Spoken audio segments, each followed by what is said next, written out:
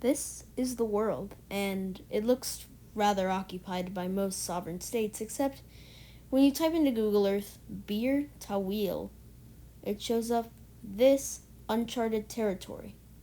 This is the story of Bir Tawil.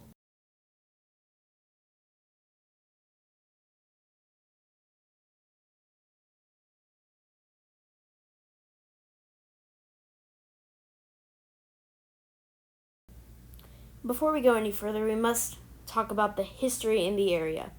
So we have the Halib Triangle over there, and then we've got Bir Tawil. We this is on the border between Egypt and Sudan. So they've both been fighting over the triangle because A, it's bigger, B, it has a real population, C, it's on the ocean, and D, there is potential oil reserves around the area where the Halib Triangle is located. Bir Tawil, on the other hand, is deserted, no people living in it, and is pretty much just flat up an empty wasteland. So, the real question today is how much would it cost for you to go in and claim it while you're at it? It's one of the most common places in the world where they talk that no country owns it. So, what if you owned it? What would you do with it? That is the question we're going to answer today. How much will it cost to run your own mini country of Bir Tawil?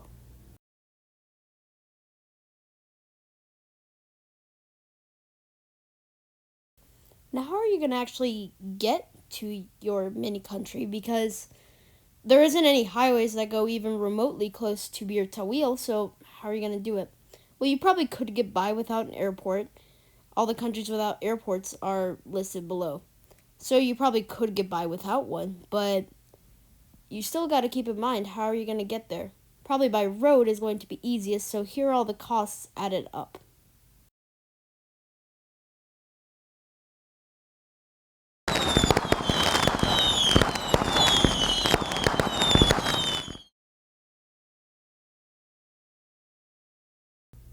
Alright, so where is yours going to be located?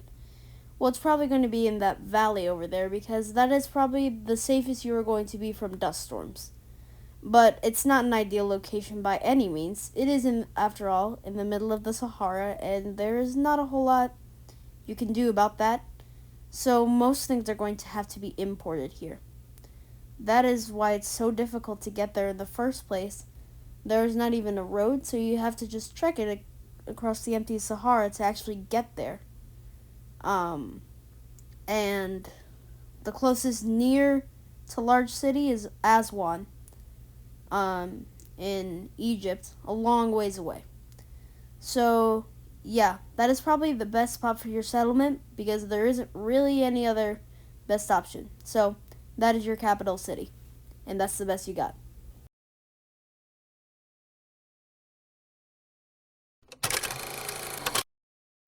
Alright, enough messing around. You actually want to know what it costs. Like, what does it actually cost? Well, we're going to start with it coming out of your own pocket, and you probably will get some of that back because probably will have a stable economy.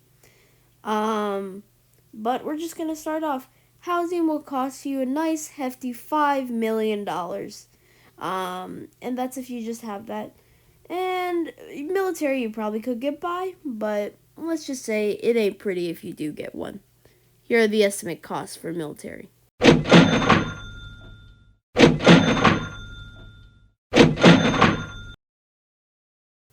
If this is starting to sound like a bit much, well, it's because it is. Um, but you still need to have something. So, also, if you have a population of 50,000 in the area, you're going to have to pay them with salaries. If you're going to pay that because there are no natural resources, you're probably just going to have to do imported goods and then release them, which by then you might need an airport, which that's going to add even more cost. But if you have to pay them, that will be approximately $2.5 billion yearly. Yes, yearly. And don't worry, there's still more things like water importage, and there's also the electricity part, which we'll get to in a moment. So, yeah.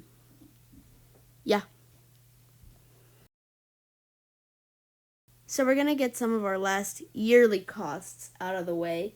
So as far as water goes, that is going to be $54 million a year to import a bunch of water bottles through your highway by trucks.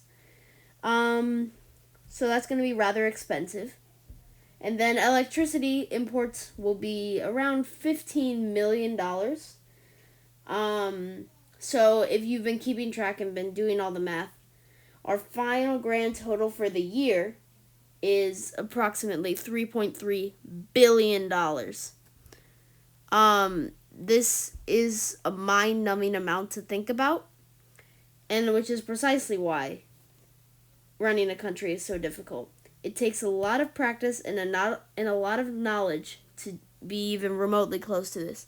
And there have been claims in the past, but the reason their claims have not been valid is because they don't have $3.3 billion lying around.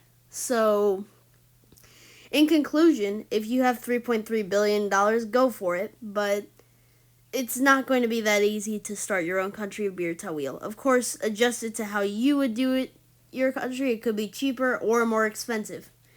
But you have to keep in mind it is the size of Luxembourg, so that is about roughly the size. So, yeah, that's the conclusion for today. Countries are hard to make. And I'll see you in the next one. Thank you for watching GeoKid. See you later.